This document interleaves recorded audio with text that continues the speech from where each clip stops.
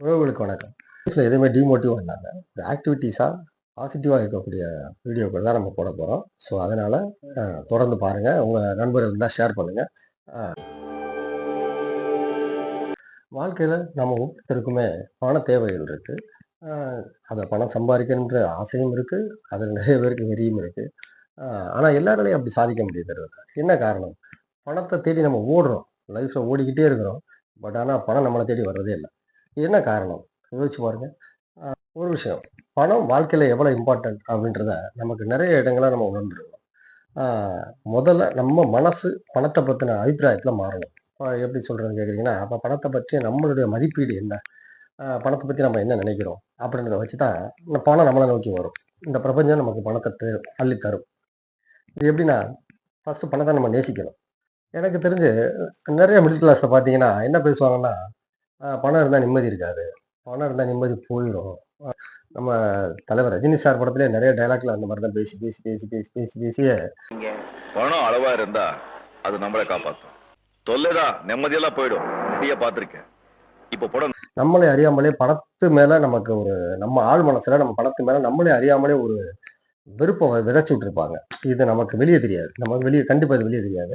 உள்ளுக்குள்ள ஆழ் மனசுல நீங்க சிந்திச்சு பாருங்க. உங்க ஆழ் மனசுல பணத்து மேல நீங்க உண்மையிலேயே ஆசைப்படுறீங்களா அப்படின்னு. பணத்து மேல உண்மையிலேயே ஆசைப்படுறவங்க, நேசிக்கிறவங்க, பணத்த அன்பு செலுத்துறவங்க, பணத்த சம்பாதிக்கணும்னு நினைக்கிறவங்க, சாதிச்சு மேல போய்க்கிட்டே இருக்கிறாங்க. நம்மளே அறியாமலே பணத்து மேல ஒரு வெறுப்பு இருக்கும். இது எதனால உருவாகுது அப்படின்னா, நம்ம மிடில் கிளாஸ் நம்ம குழந்தையா இருந்து வளர்றோம் பார்த்தீங்களா? வளர்ற குழந்தைங்கள்ல இருந்தே நம்மள வளர்க்கிற விதமும் ஒண்ணு இருக்குது. இந்த பணக்கார குடும்பங்கள்ல உள்ள பிள்ளைகள் பூராமே ஏன் அப்படி வளர்றாங்க அப்படின்னா, அவங்களுக்கு பணத்த பற்றிய சிந்தனையே வேற மாதிரி இருக்கும். பணத்த ஈர்க்கிறது எப்படி? பணத்த பத்தி 1 2 ஆக்குறது எப்படி? 2 10 ஆக்குறது எப்படி? இந்த மாரி பல சிந்தனைகள் இருக்கும். பட் நம்மள மாரி மிடில் கிளாஸ்ல அந்த மாரி இருக்காது. வளர்றது சின்ன பிள்ளையில இருந்தே பணம் காசு மேல ஒரு வெறுப்போடையே தான் நம்ம வளர்த்துட்டு வருவாங்க. ஒண்ணு நமக்கு அது கிடைக்காம இருக்கும். நம்ம நெனச்சது கிடைக்காம இருக்கும் சின்ன பிள்ளையில. அதனால அது மேல வெறுப்பு வரும். அ இல்லைன்னா, நம்ம கேட்கக்கூடிய விஷயங்கள், நம்ம பார்க்கக்கூடிய விஷயங்கள் எல்லாமே வந்து அந்த படத்த நம்மள விட்டு விலகி போக வச்சுக்கிட்டே இருக்கும். நம்ம ஆழ் மனசுல உள்ள பிரச்சனைகள். என்ன காரணம் அப்டின்னா, பணம் இருந்தா நிம்மதி இருக்காது. பணக்காரனுக்கு உடம்பு சரியில்லாம போயிரும். இந்த மாதிரிலாம் ஒரு நெகட்டிவ் மைண்ட் தாட். இதுதான் வந்து நம்ம லைஃப்ல ஒரு பெரிய ஒரு தடைக்கல் அப்டின்னு நான் சொல்லுவேன்.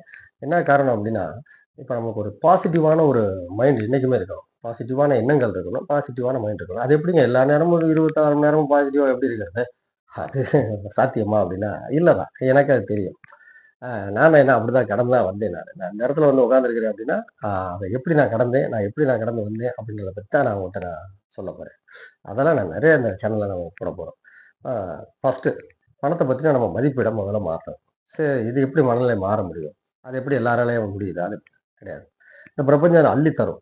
எப்படின்னு கேட்டீங்கன்னா, அ நம்ம கடவுள்னு வச்சுக்கலாம், இயற்கைன்னு வச்சுக்கலாம், பிரபஞ்சம்னு வச்சுக்கலாம். எல்லாமே நமக்கு வந்து அதுதான் குடுக்கும்.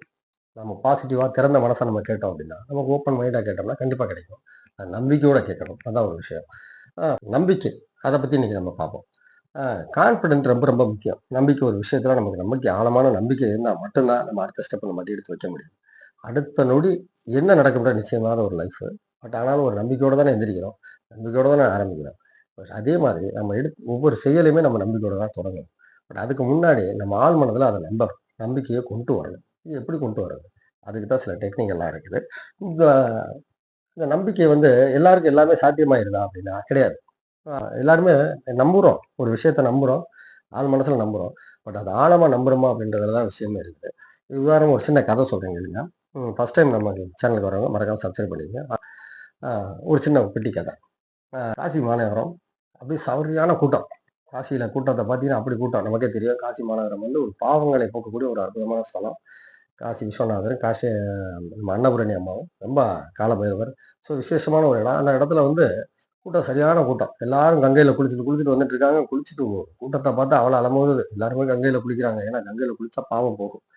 ஸோ அப்படி இருக்கும்போது மேல இருந்து சிவனும், பார்வதியும் பார்க்குறாங்க. அப்போ பார்வதி அம்மாவுக்கு ரொம்ப சந்தோஷமா இருக்குது. பரவால்ல மக்கள் இவ்வளவு பேர் குளிச்சுட்டு இவ்வளவு பாவங்கள விட்டுட்டு போறாங்க. பாவங்கள தொலைச்சுட்டு, பாவங்கள விட்டு நீங்கி புதுசா வெளிய போறாங்க அப்படின்னு சொல்லி சந்தோஷப்படுது. அப்ப ஒரு டவுட் வருது. அந்த அம்மா கேட்குறாங்க. சிவன்ட்ட, "என்ன சாமி, இந்த மாதிரி இவ்வளவு பேரு குளிச்சு குளிச்சு வெளியேறி போறாங்க. கிட்டத்தட்ட எவ்வளவோ பேர் நீராடுறாங்க கங்கையில பாவங்கள விட்டுட்டு. அப்படி இருந்து நம்ம இங்க பாவங்கள் தொடர்ந்துகிட்டு தானே இருக்குது. ஏன் என்ன காரணம்?" அப்படின்னு கேட்குது. ஸோ இத கேட்டவுடனே அவரு சிவன், "இல்ல இத கரெக்டான கொஸ்டின் தான் நீங்க கேட்டிருக்க. பட் இத நான் ஒரு சின்ன விஷயத்துல புரிய வச்சிரலாம். வா நம்ம 2 பேரும் கீழ போவோம் அப்படின்னு சொல்லிட்டு, ஒரு வயதான தம்பதிகளா உருமாறி அப்படியே வர்றாங்க. கங்கைய ஒட்டி குளிக்க வர்றாங்க. படித்துறையில நிக்கிறாங்க. பார்த்தீங்கன்னா, சரியான கூட்டம். நிக்கும்போதே என்ன பண்றாரு, டப்புன்னு இவர் வந்து மயங்கி விழுகிற மாரி, மு அவன் அப்படியே விழுந்துறாரு. சிவன் வயசானவரா இருக்கார்ல, மயங்கி விழுந்துறாரு. விழுந்த உடனே அந்த அம்மா பார்வதி அம்மா வந்து மாறுவேஷத்துல இருக்கிறாங்க. கத்துறாங்க. "ஐயோ! எங்க புருஷன் வீட்டுக்காரர காப்பாத்துங்க, காப்பாத்துங்க. ஐயோ! மயங்கிட்டாரு. திடீர்னு என்னன்னு தெரியல, என்னன்னு தெரியல." அங்க குளிச்சுட்டு வந்தவங்க பூரா திடுதிப்புன்னு ஓடியார்றாங்க என்கிட்ட. ஸோ அப்போ அவங்க இந்த அம்மா சொல்றாங்க, "ஒரு நிமிஷம் அதாவது யார் பாவம் பண்ணலையோ அவங்க வந்து இவர தொட்டு தூக்குங்க, காப்பாத்துங்க." அப்படின்னு சொல்றாங்க. ஸோ அத கேட்டவுடனே எல்லாருமே அப்படியே ஸ்டன் ஆயி நின்றுறாங்க.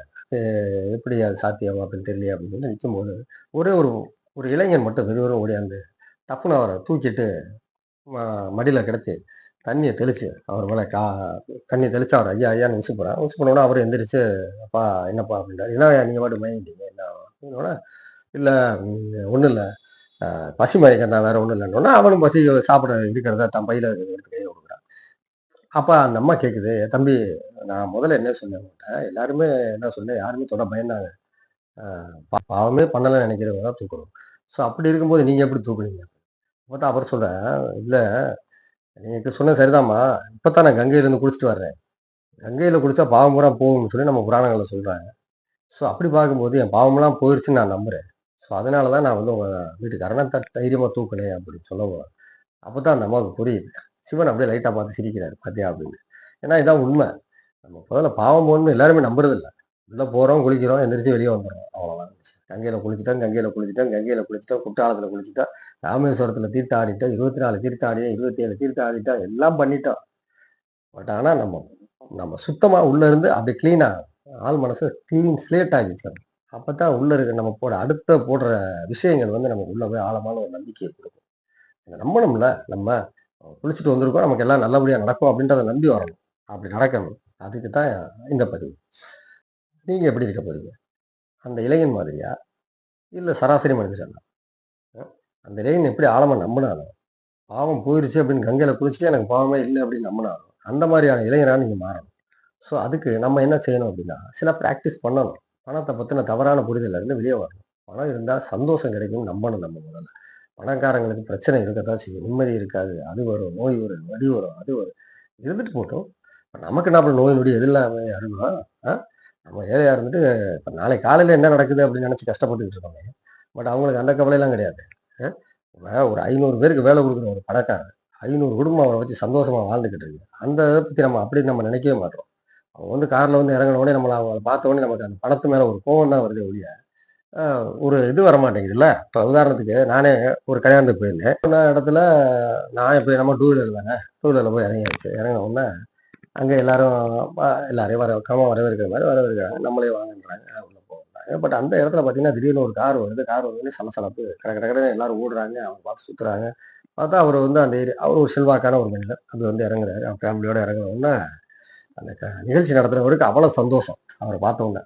"அ நீங்க வந்ததுல எனக்கு ரொம்ப ரொம்ப சந்தோஷம்னு" அவர் அப்படியே மகிழ்ந்து அவர சுத்தி கூட்டு போய் அவர பன்னீர் தெளிச்சு, அவர வரவேற்பு குடுத்து, அவர கூட்டு போய் ஸ்டேஜ்ல நிப்பாட்டி, அவர் கூடயே இருந்து, அவர் கைய புடிச்சு உட்கார வச்சு எல்லாம் பண்ணும்போது, நமக்கு கொஞ்சம் தள்ளி இருந்து பார்க்கும்போது, சந்தோஷமா இருக்கும்னு நினைக்கிறீங்களா? பொறாமையா இருக்கும்னு நினைக்கிறீங்களா? மனசார ஒத்துக்கணும். நமக்கு பொறாமையா தான் இருக்கும். என்ன அவருக்கு மட்டும் இவ்வளவுதா?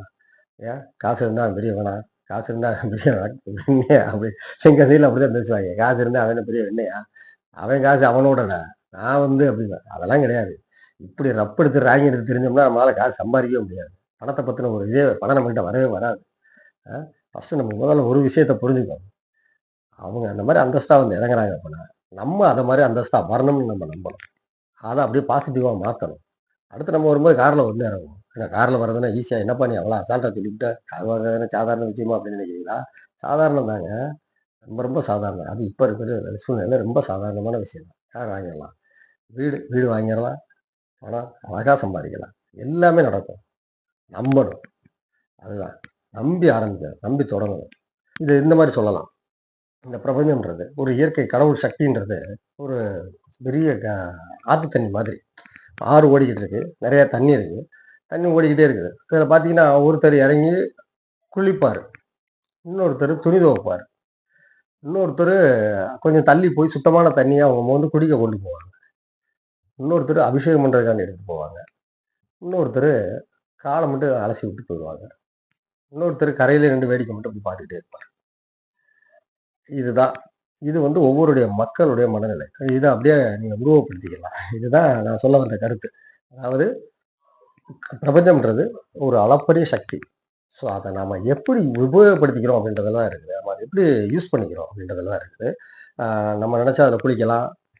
நம்ம நெனச்சா அத அபிஷேகத்துக்கு அந்த தண்ணி எடுத்துட்டு போலாம். அதுவுமே வேணாம் அப்படின்னு வெறும் கால மட்டும் அலசி விட்டுட்டு தலையில லேசா தண்ணி தெளிச்சுட்டு போற ஆள் இருப்பாங்க. அவங்களுடைய மனநிலை எந்த அளவுக்கு இருக்கோ, அந்தந்த அளவுக்கு அது பிரயோஜனம் குடுக்கும். உபயோகப்படும். இதுதான் நான் சொல்ல வந்த கருத்து. இதுதான் பிரபஞ்சத்துடைய பவர். ஸோ இந்த பவர நம்ம தொடர்ந்து இத பத்தி பேசுவோம். நம்ம அத அடுத்தடுத்த பதிவுகள்ல கண்டிப்பா பேசலாம். அதுக்கு முன்னாடி பணத்துக்கும் நமக்குமான அந்த உறவுகள பத்தி நம்ம பேசணும். ஸோ இந்த பதிவு பிடிச்சிருக்கு அப்படின்னா, மறக்காம சப்ஸ்கிரைப் பண்ணிருங்க. தொடர்ந்து நம்ம பதிவுகள் வந்துகிட்டே இருக்கும். ஸோ அத நீங்க லைக் பண்ணுங்க. நண்பர்களுக்கு ஷேர் பண்ணுங்க. நம்ம லைஃப்ப மாத்தக்கூடிய வீடியோக்கள நெறையா நம்ம போடப்போறோம்.